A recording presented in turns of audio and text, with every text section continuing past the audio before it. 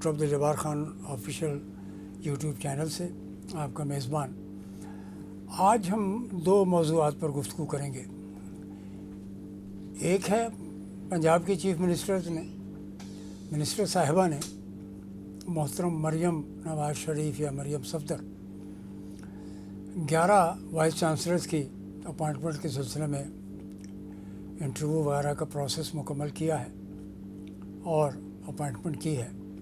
حیرتناک صورتحال ہے، عجیب وقت ہے کہ ہائر ایجوکیشن میں بھی محترمہ کے انٹرویو اور ان کے پسند سے، یہ الگ بات ہے کہ چمک ہائر ایجوکیشن کے ایشو پر میں نے کہا تھا کہ چمک، جیسے بے نظیر بھٹو نے نواز شریف پر، جسٹس نسیم اشرف شاہ نے جب ان کی حکومت کو بحال کیا تو چمک کا لفظ آیا، اور وہ چمک آج تک چل رہی ہے، پاکستان کے وفاقی دارالحکومت ہوں یا صوبائی دارالحکومت ہوں۔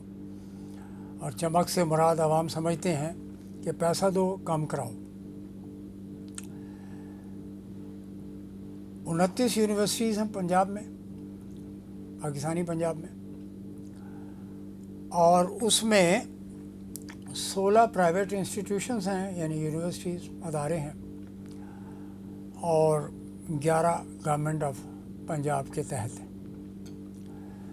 یہ جو ہر ضلع میں یونیورسٹی کا جو معاملہ تھا، جس کو پیچھے مسلم لیگ کی حکومت نے نواز شریف، شہباز شریف، احسن اقبال اور جو موجودہ قیادت جس کے اوپر عدم اعتماد خود کر دیا احسن اقبال صاحب نے، ہائر ایجوکیشن کمیشن کے چیئرمین اور پوری ٹیم پر، تو یہ جو معاملہ تھا نا جی، ہر ضلع میں یونیورسٹی، پیسے ہو نہ ہو یونیورسٹی اتنے بنانی ہے، ہر ضلع میں یونیورسٹی، اسٹوڈنٹس ہو نہ ہو یونیورسٹی بنانی ہے۔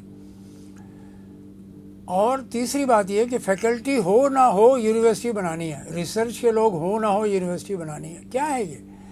اس کا نتیجہ یہ نکلا کہ معیار اتنی تیزی سے نیچے گرا کہ ہزاروں کی تعداد میں پی ایچ ڈیز رولتے پھر رہے ہیں، ایم ایس ایم فل رولتے پھر رہے ہیں، فیکلٹیز نہیں ہیں پراپر۔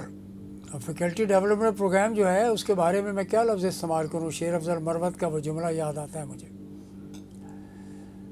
کہ فیکلٹی ڈیولپمنٹ پروگرام کیا ہے۔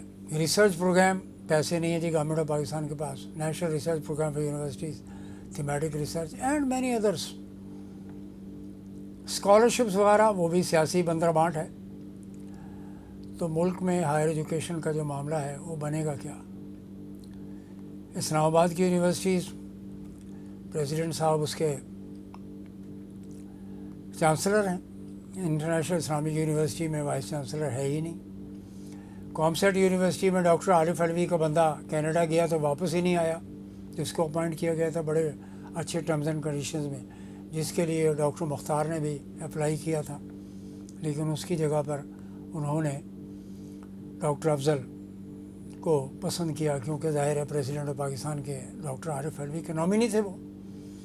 اور جب وہ پاکستان کی فارن کرنسی کے اعتبار سے ریٹ میں ڈکلائن ہوا، ڈپریسیشن ہوا، ڈیویلیویشن ہوا، تو بندہ عید پر گیا واپس ہی نہیں آیا، کہتا ہے جی مجھے تو مالی طور پر نقصان ہو رہا تھا، فارن ایکسچینج میں پاکستانی روپے ڈاؤن ہو گئے ہیں اور ڈالر بڑھ گیا ہے، تو وہ آیا ہی نہیں۔ اس کے بعد سے انٹرم ایک بندہ جو ہے، ایک پروفیسر شاید قمر السلام ہے، وہی مینیج کر رہے ہیں، اور نتیجہ یہ ہے کہ سائنس اینڈ ٹیکنالوجی کی جو منسٹری جس کے انڈر کامسیٹ آتا ہے، اور اس کے ہیڈ جناب ایم کیو ایم کے خالد مقبول صدیقی ہیں، فیڈرل ایجوکیشن کے بھی خالد مقبول صدیقی ہیں، 2 منسٹریز ہیں ان کے پاس۔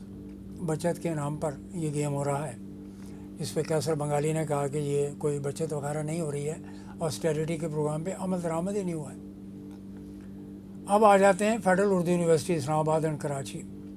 کراچی میں مین کیمپس اس کا، جہاں پہ اردو کالج تھا، یہاں پہ یہ جو گیپ آیا درمیان میں ڈاکٹر عارف علوی اور نئے پریزیڈنٹ جناب زرداری صاحب کے الیکشن کا، اس دوران میں بیوروکریسی نے اپنا ہاتھ دکھا دیا، اور اس وقت تھے منسٹری کے سیکرٹری جناب علی یہ محی الدین وانی، جس کے اوپر میں کافی ولاگ کر چکا ہوں، بتا چکا ہوں کہ موصوف کون ہے اور گلگت بلتستان سے ان کو کیوں نکالا گیا تھا۔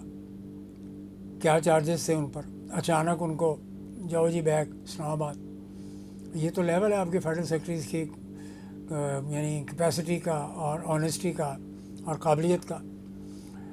तो वहाँ पे एक नए वाइस चांसलर साहब लगा दिए गए। वो वाइस चांसलर साहब अपॉइंट कर दिए फेडरल यूनिवर्सिटी में। तो अब कई महीनों से फैकल्टी को तनख्वाह नहीं मिल रही, उनके जो भी ग्रेजुएटी फ़ंड और दीगर चीज़ें हैं वो नहीं मिल रही। 550 मिलियन तकरीबन 50 से 55 करोड़ रुपया इसके एक फ़ंड है इनका, अपना कोई सीक्रेट फंड है या क्या कौन सा फंड है, वो फेडरल यूनिवर्सिटी के पास है, लेकिन नज़र नहीं आ रहा वो।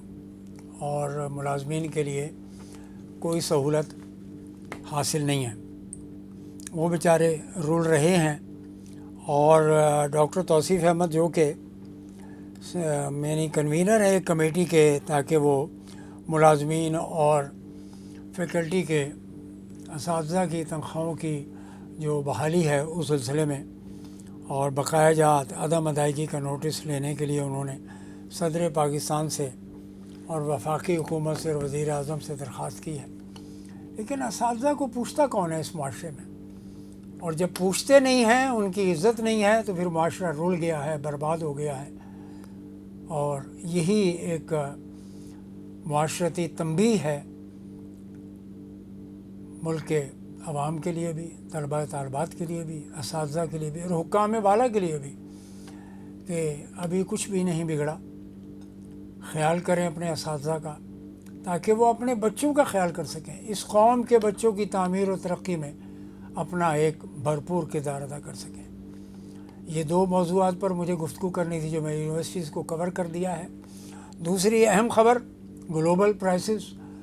गुज़श्ता 9 महीने के बाद दुनिया भर में टॉप लाइन सिक्योरिटी एजेंसी जो फाइनेंशियल सिक्योरिटी कंपनी है उसके एनालिसिस हैं, उसने कहा कि 69.37 डॉलर फ़ी बैरल पर कीमत आ चुकी है। $69 जनाब।